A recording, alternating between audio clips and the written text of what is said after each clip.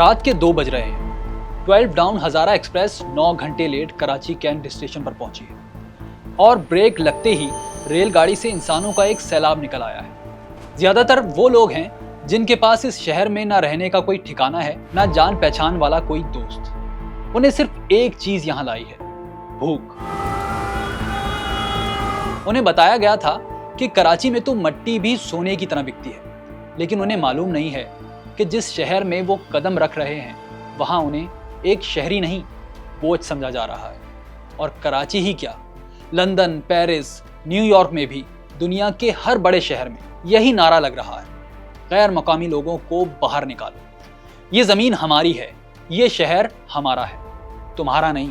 لیکن ایک فرق ہے، مغرب میں اسے ریسزم یعنی نسل پرستی کہا جاتا ہے، جبکہ کراچی میں اسے سمجھا جاتا ہے حقوق کی جنگ۔ نوکریاں نکل رہی ہیں کراچی کے لیے اور وہ جاتی ہیں انٹیریئر سندھ میں۔ بہت سے لوگ واقعی میں کراچی کو اپنا شہر نہیں سمجھتے۔ یہاں پر کام کرنے والے سارے ہمارے بھائی ہیں، ان کا حق ہے، بالکل حق ہے ان کا کام کریں وہ، لیکن کراچی کا کہیں تو کراچی کا کہیں اور یہیں کا شہری کارڈ بنائے، کہیں ہم یہیں کے پاس ہی ہیں۔ ایک ایسے ملک میں جہاں 97% لوگ مسلمان ہیں، ایک دوسرے کو بھائی سمجھنا ان کے ایمان کا حصہ ہے، وہاں نسل پرستی کا یہ جن بوتل سے باہر کیسے آیا؟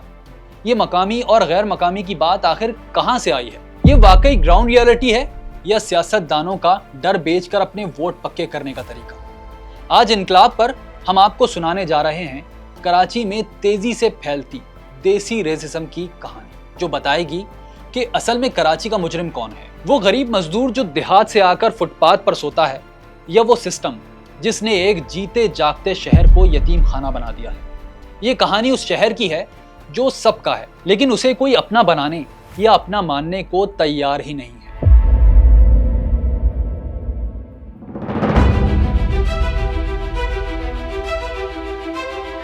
1720 کی دہائی میں، یعنی 300 سال پہلے، یہاں بالکل اسی جگہ پر ایک چھوٹی سی بستی تھی، نام تھا مائی کولاچی جو گولڈ، یعنی مائی کولاچی کا گاؤں۔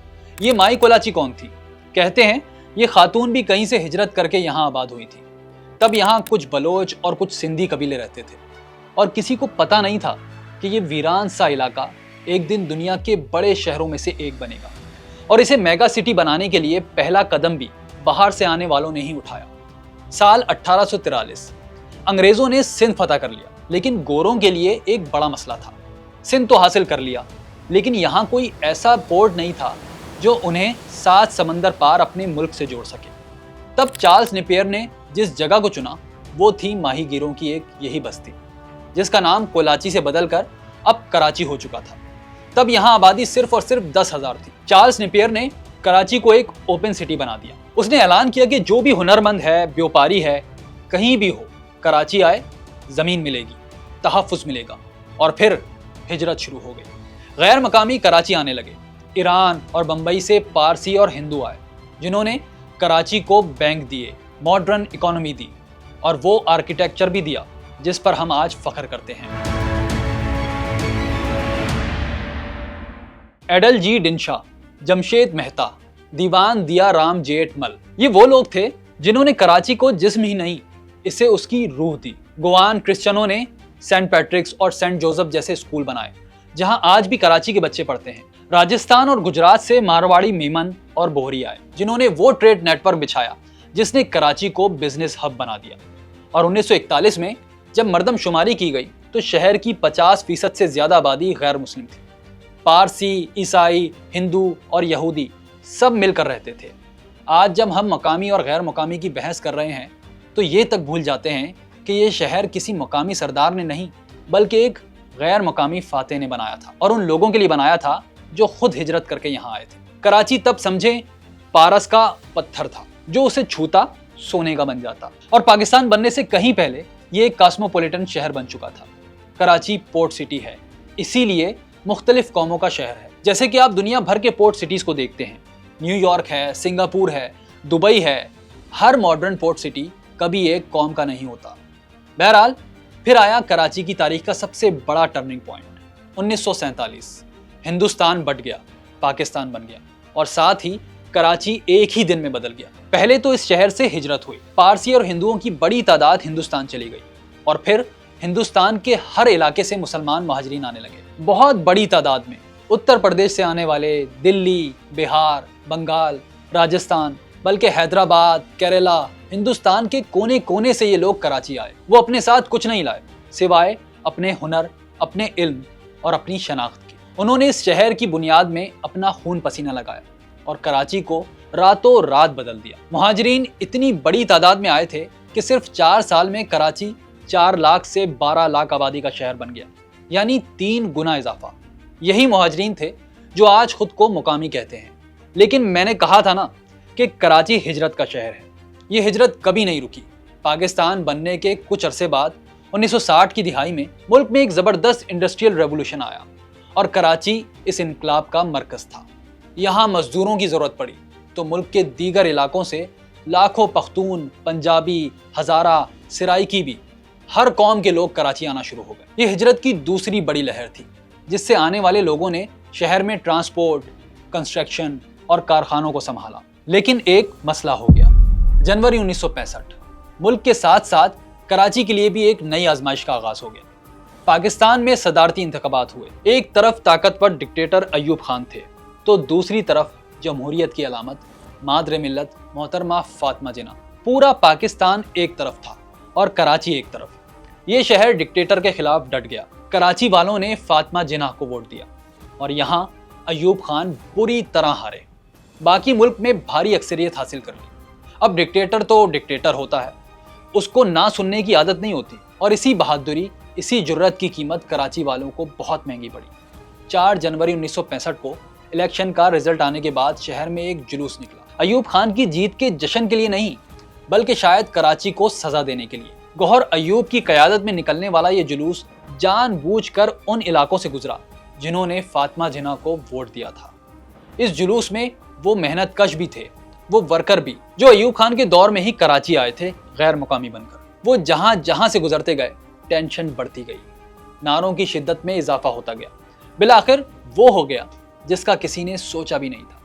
کراچی کی تاریخ کا پہلا بڑا فساد ہو گیا۔ ایک طرف وہ تھے جو 1947 میں آئے تھے اور خود کو اس شہر کا اصل وارث سمجھتے تھے، اور دوسری طرف وہ نئے آنے والے جنہیں اقتدار کے نشے میں چور لوگوں نے استعمال کر لیا۔ اس دن کراچی کا دل ہی نہیں، روح بھی زخمی ہو گئی۔ لوگوں نے پہلی بار ایک دوسرے کو مسلمان بھائی نہیں بلکہ مہاجر اور پٹھان کی نظر سے دیکھنا شروع کیا۔ جس دیوار کا تصور بھی نہیں تھا، اس دن اس کی پہلی اینٹ رکھ دی گئی۔ اس نفرت کے پیچھے کیا تھا؟ کوئی وسائل کی کمی نہیں تھی، کوئی دوسرا مسئلہ نہیں تھا۔ کراچی کے تمام وسائل بعد کی پیداوار ہیں۔ تو اس وقت کیا ہوا تھا؟ صرف اور صرف ایک چیز، سیاست۔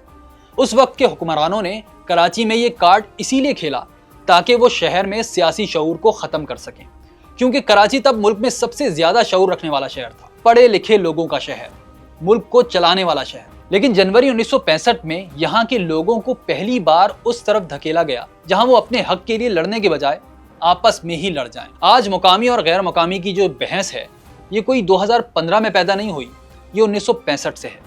یہ وہ زہر ہے جو 60 سال پہلے کراچی کی رگوں میں اتارا گیا تھا۔ کراچی والے اس پہلی ٹینشن سے ابھی نکلے بھی نہیں تھے، ذہنی طور پر اسٹیبل بھی نہیں ہوئے ہوں گے کہ چند سال بعد انہیں سندھی بولنے والوں سے لڑا دیا گیا۔ سندھ کے اس وقت کے وزیر اعلیٰ ممتاز بھٹو نے 3 جولائی 1972 کو سندھی کو صوبے کی واحد سرکاری زبان بنانے کا اعلان کر دیا۔ اپوزیشن پارٹیوں کے احتجاج کے باوجود یہ بل سندھ اسمبلی میں پیش ہوا اور اکثریت رائے سے منظور کر لیا گیا۔ روزنامہ جنگ میں اس دن سیاہ حاشیے میں چاروں طرف یہ مصرع لکھا تھا: اردو کا جنازہ ہے، ذرا دھوم سے نکلے۔ سندھ کی سرکار نے اردو سے جس نفرت کا مظاہرہ کیا تھا، اس کا نتیجہ کراچی میں فسادات کی صورت میں نکلا۔ شہر کے کئی علاقوں میں لسانی بنیادوں پر بلوے شروع ہو گئے۔ ایک دن میں 18 لوگ مارے گئے۔ کئی علاقوں میں کرفیو لگانا پڑا۔ اگلے 2 دن میں حیدرآباد، ٹنڈو الایار اور سکھر وغیرہ میں بھی فسادات پھوٹ پڑے۔ 9 جولائی تک مرنے والوں کی تعداد 34 ہو چکی تھی۔ پھر ذوالفقار علی بھٹو نے خود مداخلت کی اور 4 مرکزی وزیروں پر مشتمل ایک کمیٹی بنائی گئی۔ اس کمیٹی نے اردو اور سندھی زبان کے نمائندوں سے ملاقات کی، جس کے نتیجے میں ان کے درمیان ایک سمجھوتا طے پا گیا۔ اس سمجھوتے کی روح سے سندھی کے ساتھ ساتھ اردو کو بھی सूबे की सरकारी जबान करार दे दिया गया। इस समझौते के नतीजे में उर्दू और सिंधी जबान बोलने वालों में इख्तिलाफात वक्ती तौर पर तो दब गए, लेकिन फिर भुट्टो ने कोटा सिस्टम नाफिज करके इस खलीज को फिर बढ़ा दिया। सिंध के शहरी इलाकों के रहने वालों से नौकरियों और तालीमी इदारों में इम्तियाज तो कोटा सिस्टम से पहले ही शुरू हो गया था। कोटा सिस्टम ने तो इसे कानूनी शक्ल दे दी थी। बहरहाल कोटा सिस्टम पर हम आगे चलकर बात करते हैं। फिलहाल 70 की दिहाई के एंड में चलते हैं, जब अफगान जंग शुरू हो गई थी। इस जंग के नतीजे में नई किस्म के महाजरीन कराची के लिए निकल पड़े, अफगान महाजरीन, और ये हिजरत कराची के लिए बहुत ही तबाहकुन साबित हुई। एक जंग ज़दा कौम जिसे अपने सर्वाइवल के लिए कुछ भी करना था, पाकिस्तान में हीरोइन, क्लाशनकोफ और दहशतगर्दी का पूरा कल्चर साथ लेकर आई। और वो दिन है और आज का दिन, कराची दोबारा कभी सुख का सांस नहीं ले सका, खुसूसन 15 अप्रैल 1985 की तारीख के बाद। उस दिन क्या हुआ था? ये कराची की एक आम सी सुबह थी। सर सैयद कॉलेज की एक स्टूडेंट बुशरा जैदी अपनी बहन के साथ कॉलेज जा रही थी, लेकिन उसे पता नहीं था कि वो जिस बस में जा रही है वो उसकी जान ले लेगी, बल्कि उसकी जान ही नहीं, पूरे शहर का सुकून भी हमेशा के लिए ख़त्म कर देगी। बस से उतरते हुए ड्राइवर की गफलत की वजह से बुशरा बस के टायरों तले आ गई और वहीं सड़क पर जान दे दी। दुनिया के किसी भी शहर में ये सिर्फ एक अफसोसनाक हादसा होता, लेकिन कराची में इस हादसे ने वो आग भड़काई जो अगले 30 साल तक भड़कती रही। लेकिन क्यों?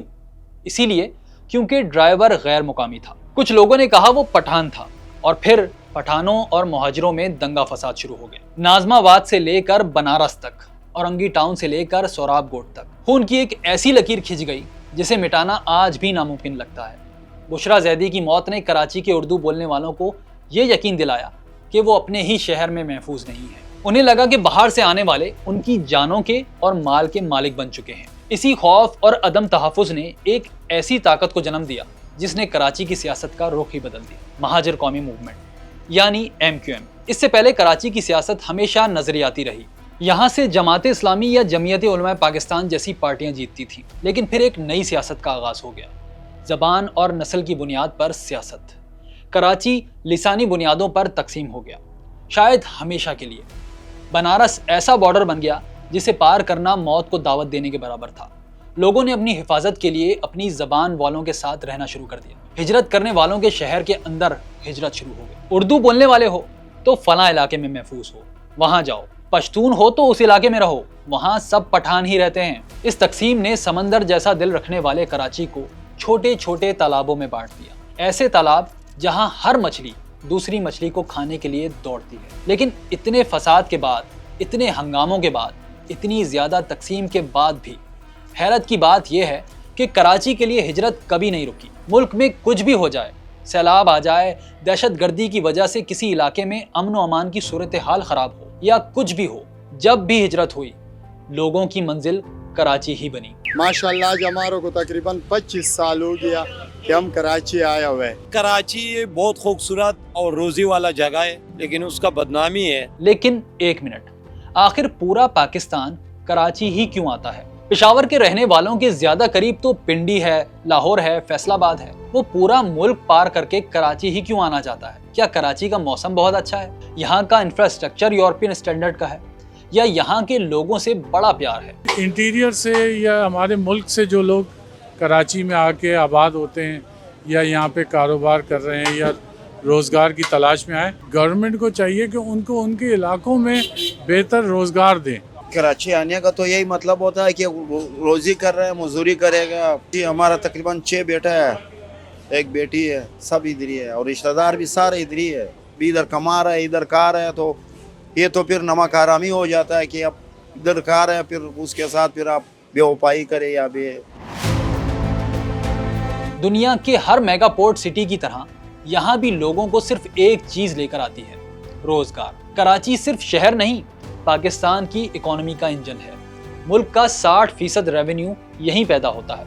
पाकिस्तान की एक नहीं, दोनों सबसे बड़ी बंदरगाहें इसी शहर में हैं। मुल्क की बहुत बड़ी इंडस्ट्री यहाँ है। पूरा लाहौर जितना टैक्स देता है उससे ज्यादा सिर्फ कराची का इलाका लियाकताबाद देता है। खैबर पख्तूनख्वा के दूर दराज पहाड़ों में तो कोई कारखाना नहीं, हजारा डिवीजन में कोई बड़ी इंडस्ट्री नहीं जो वहाँ के तमाम लोगों को रोजगार फराहम कर सके। जनूबी पंजाब में किसान को फसल से वो कीमत नहीं मिलती जो उसे अपने ही गाँव में रहने पर मजबूर करे। और सिंध में वडेरा सिस्टम नौजवानों को एक ही रास्ता दिखाता है कि वो यहाँ से हिजरत कर जाएं। और सबसे आसान, सबसे करीब, इकोनॉमिकली बेस्ट हिजरत है कराची की। समझे, ये अमेरिकन ड्रीम का लोकल वर्जन है। कराची ड्रीम 70-75 साल से बिक रहा है और एक मजदूर से लेकर बड़े बिजनेसमैन तक हर एक के लिए यहाँ जगह है। शहर का दिल बहुत बड़ा है, यहाँ रहने वाला कभी भूखा नहीं सोता। हाँ, एक बात है, हर चीज़ की एक लिमिट होती है। दुनिया का बड़े से बड़ा इंजन हो, उसके घूमने की एक हद होगी, आरपीएम की एक लिमिट होगी।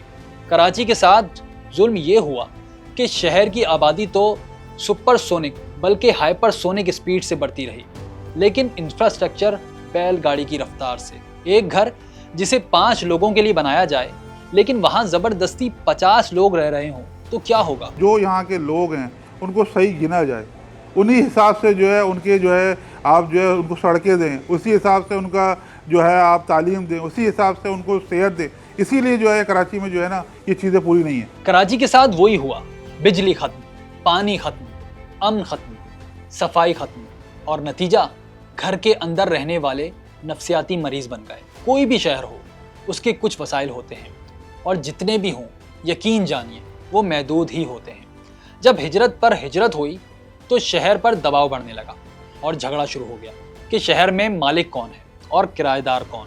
बुनियादी सहूलियात भी गायब होने लगी, अमन व अमान ख़त्म हो गया। तो वो घुटन पैदा हुई जिसने मुकामी और गैर मुकामी की बहस को उरूज पर पहुंचा दिया। 2014 से भी हम लोग इधर है। हम क्वेटा से आए हुए कम से कम 10 साल हो गए हमारा इधर कराची शहर में। देखो, पैदाइश और मेरा बचपन जो अब तक मैं गुजार चुका हूँ, मैं कराची में गुजारी है मैंने। वैसे मेरा पीछे से बैकग्राउंड पंजाब का है। पैदाइश हमारी पंजाब की है और रिहाइश यहीं कराची की है। गैर मकामी तो जितना भी कारोबार करेगा वो यहाँ कमाएगा, फिर लेके चले जाएगा अपने मुल्क, जैसे कहते हैं वो अपने मुल्क ले जाएगा, अपने शहर ले जाएगा। मकामी जो है वो यहीं कारोबार करेगा, यहीं पैसा लगाएगा, इसी लोगों को जो है फ़ायदा देगा। मैं ये नहीं कह रहा कि कराची के लोगों का गुस्सा बेजा है, बिल्कुल नहीं। इसमें कोई शक नहीं कि कराची को एक लावारिस शहर बना दिया गया है, पूरे मुल्क का यतीम खाना। रियासत ने दिहाइयों से कराची के साथ जो अजीब व गरीब सलूक किया है, पूरे मुल्क का बोझ इस शहर पर डाल दिया है। और जब शहर को वसाइल देने की बारी आती है तो इसे गोरख धंधों में उलझा दिया जाता है। मसलन कराची की आबादी को हमेशा कम दिखाया जाता है। जब हम आए थे तकरीबन, जब यहाँ की आबादी जो थी वो 1.5 करोड़ थी, और आए भी हमें 50 साल हो गए यहाँ पर। आज भी आबादी वही 1.5 करोड़ है, 5-6 करोड़ से भी ऊपर है। ईमानदारी का तकाजा ये है। कराची की मेरा ख्याल है 2 करोड़ आबादी रजिस्टर नहीं है। वैसे तो अभी देखा जाए तो 4 करोड़ की आबादी है। पंजाब से आया है या इंटीरियर से आया है, ये लोग रजिस्टर नहीं करवाते, यहाँ रहते हैं। यकीन करें, सरकारी आदाद शुमार में इस्लामाबाद, पेशावर, बल्कि कोयटा की आबादी बढ़ने की शरह भी कराची से ज़्यादा होगी। क्यों? सिर्फ इसलिए ताकि शहर को इसके हिस्से के वसाइल ना देना पड़े, शहर को उसकी आबादी के लिहाज से सियासी नुमाइंदगी ना मिल सके। आज कराची का इंफ्रास्ट्रक्चर मुकम्मल तौर पर तबाह है। रीजन का बल्कि दुनिया का कोई शहर ऐसा नहीं होगा जिसकी आबादी 1 करोड़ से ज़्यादा हो और उसका ये हाल हो। ट्रांसपोर्ट में दुनिया का बदतरीन निज़ाम कराची में होगा, बल्कि निज़ाम क्या, सिरे से पब्लिक ट्रांसपोर्ट है ही नहीं। पानी का बहरान देखें तो आधा शहर बोरिंग के पानी पर जी रहा है और बाकी आधा टैंकर पर चल रहा है। ये एक बड़ा अलमिया है कि एक मेगा सिटी अपने सर्वाइवल की जंग लड़ रहा है, और जब भी ऐसा होता है तो हमदर्दी ख़त्म हो जाती है और नई नई दीवारें खड़ी हो जाती हैं। वसाइल कम हों, मांगने वाले ज़्यादा हों तो सियासतदानों का काम आसान हो जाता है। वो ये नहीं बताएंगे कि सिस्टम फेल हो गया है, वो कहेंगे कि तुम्हारा पड़ोसी तुम्हारा दुश्मन है। वो एक ऐसी लकीर खींच देते हैं जिसके एक तरफ हम हैं और दूसरी तरफ वो। ये अस वर्सेस देम की जंग बन जाती है, मुकामी और गैर मुकामी की लड़ाई हो जाती है। इस पूरी बहस में सबसे बड़ा झगड़ा ये है कि मुकामी है कौन।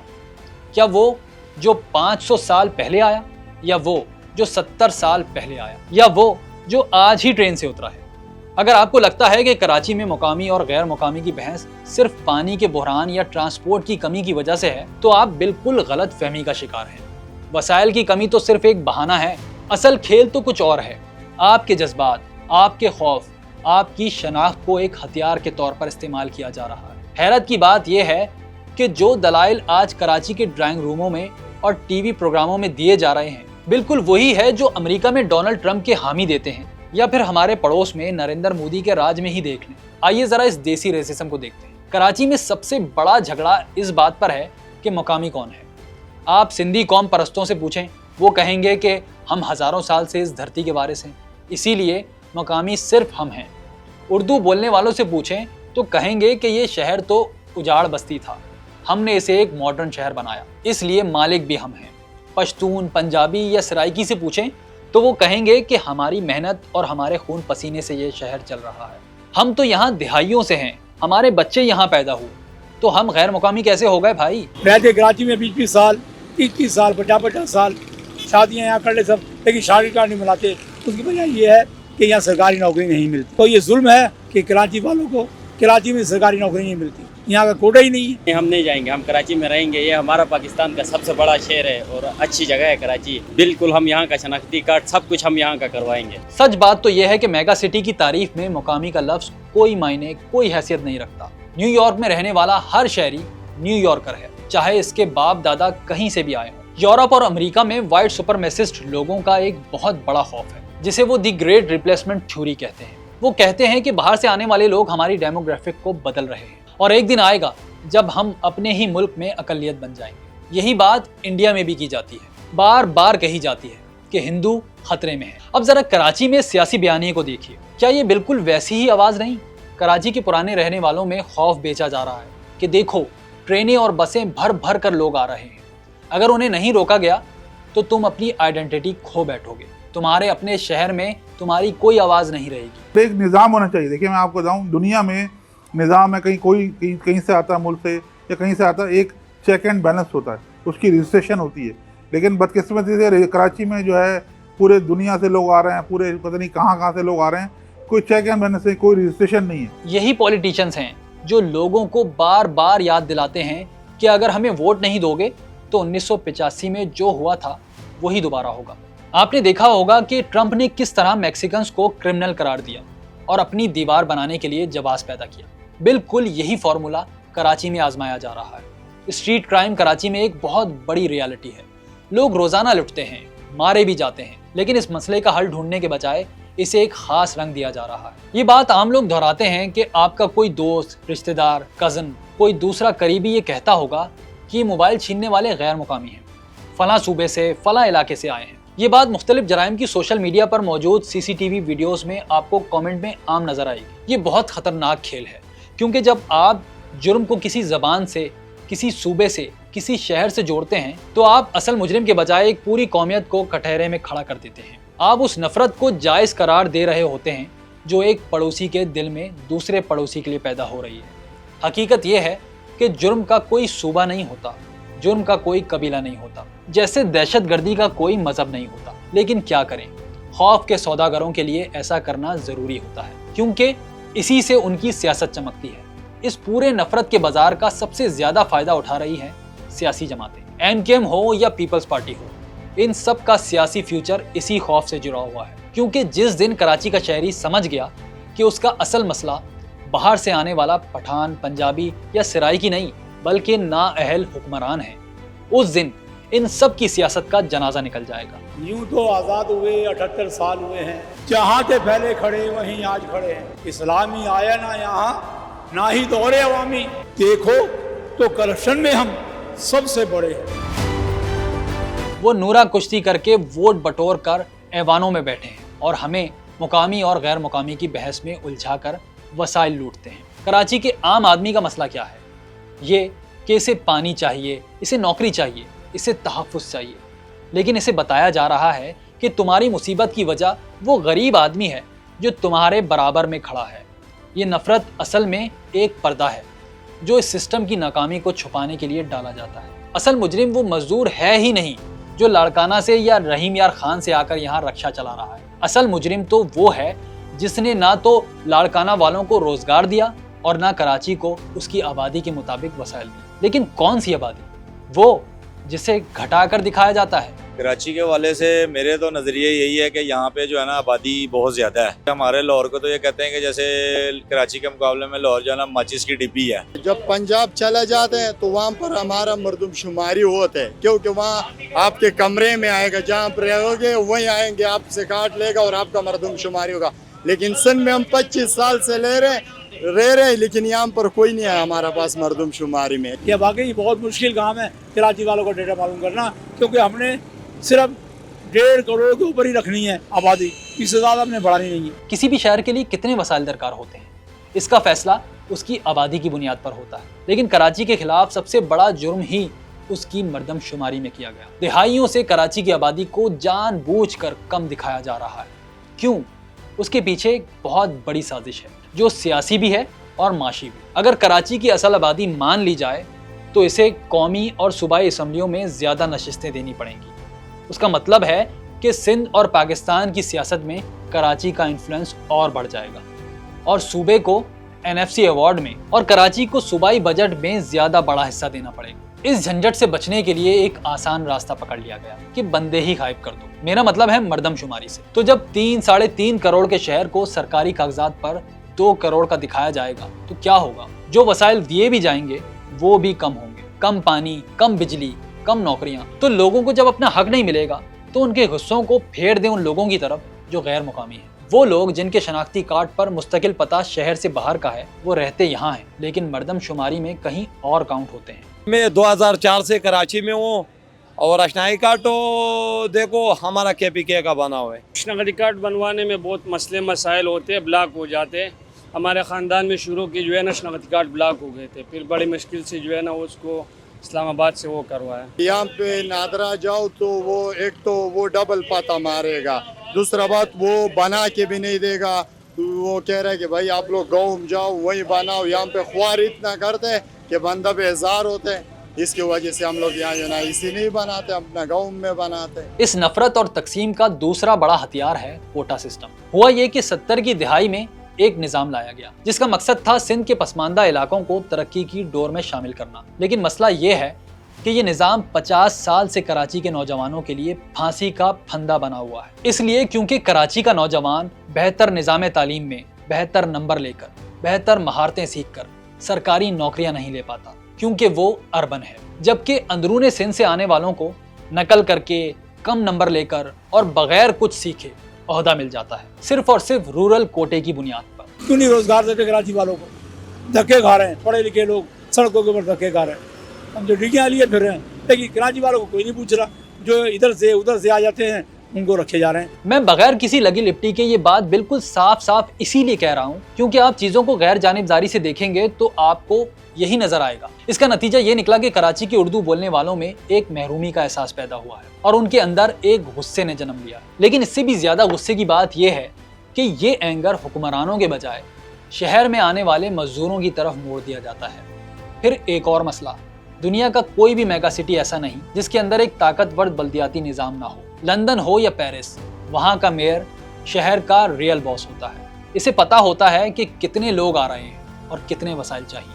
लेकिन कराची एक ऐसा जहाज है जिसका कोई कप्तान ही नहीं, और है भी तो समझे उसके हाथ में कुछ नहीं है। मेट्रोपॉलिटन सिटी का मतलब है पूरा कराची। अब मेट्रोपॉलिटन सिटी में आधा किसी के पास है, 25% किसी के पास है, 60% किसी के पास है। मेट्रोपॉलिटन सिटी का मतलब है एक ही के पास होना चाहिए। ये जो आपका मेयर है ये बिल्कुल कोई काम नहीं कर रहा, सिर्फ बातें ही करता है। हमारा आप लाहौर देखें, आगे मरियम नवाज साहिबा ने लाहौर के अंदर सुथरा पंजाब के हवाले से बड़ा आला काम किया है। ये शहर रिमोट कंट्रोल से चलाया जाता है, कभी लाड़काना से, कभी इस्लामाबाद से, और इस शहर पर शहर वालों का कोई हक नहीं।